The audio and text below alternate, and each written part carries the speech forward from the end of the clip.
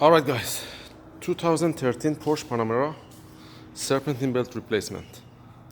So here's the deal.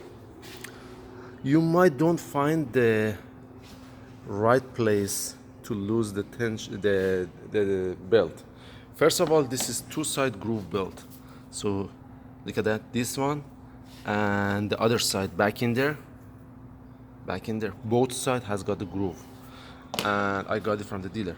So if you look at this here where my finger is, you have to use the wrench 30, put it there and just tighten it clockwise and the belt is gonna come loose. Make sure you take a picture or find out the serpentine belt diagram from the all data. We already replaced it. This is the old one. Came out, all the cracks and everything right here, and see how the belt has been glazed. So the other tricky issue is this hose, this jant,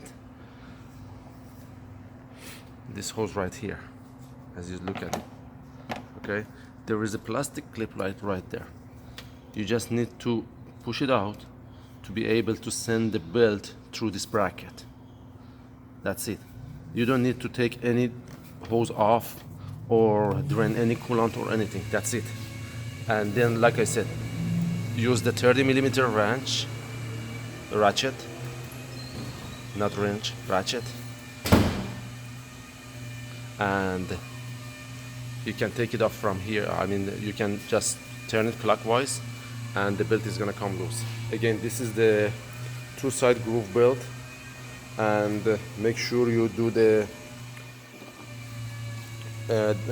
you draw the diagram. If not, you have to pull it out from the all data or maybe Google it, and that's it.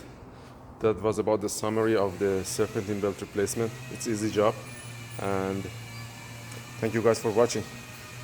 Shoot me a text message if you have any question.